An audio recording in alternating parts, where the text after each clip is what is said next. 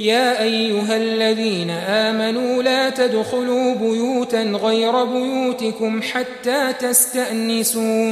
حتى تستأنسوا وتسلموا على أهلها، ذلكم خير لكم لعلكم تذكرون.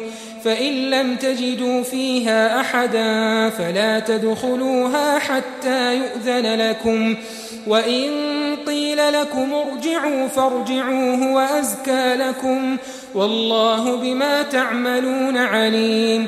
ليس عليكم جناح أن تدخلوا بيوتا غير مسكونة فيها متاع لكم، والله يعلم ما تبدون وما تكتمون. قل للمؤمنين يغضوا من أبصارهم ويحفظوا فروجهم، ذلك أزكى لهم، إن الله خبير بما يصنعون.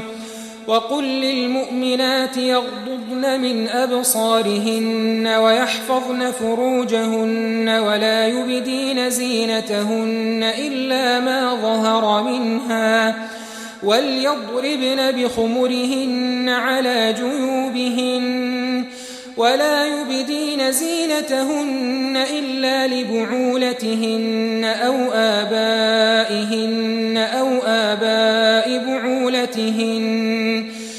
آباء بعولتهن أو أبنائهن أو أبناء بعولتهن أو إخوانهن أو بني إخوانهن أو بني أخواتهن أو نسائهن أو ما ملكت أيمانهن أو التابعين غير أولي الإربة من الرجال أو الطفل الذين لم يظهروا على عورات النساء، ولا يضربن بأرجلهن ليعلم ما يخفين من زينتهن. وتوبوا إلى الله جميعا أيها المؤمنون لعلكم تفلحون.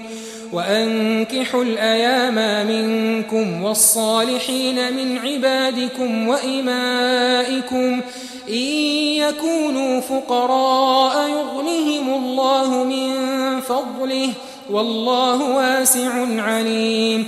وليستعفف الذين لا يجدون نكاحا حتى يغنيهم الله من فضله، والذين يبتغون الكتاب مما ملكت أيمانكم فكاتبوهم إن علمتم فيهم خيرا، وآتوهم مما لله الذي آتاكم، ولا تكرهوا فتياتكم على البغاء إن أردنا تحصنا لتبتغوا عرض الحياة الدنيا، ومن يكرههن فإن الله من بعد إكراههن غفور رحيم.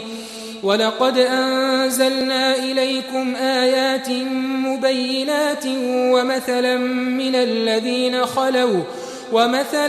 من الذين خلوا من قبلكم وموعظة للمتقين.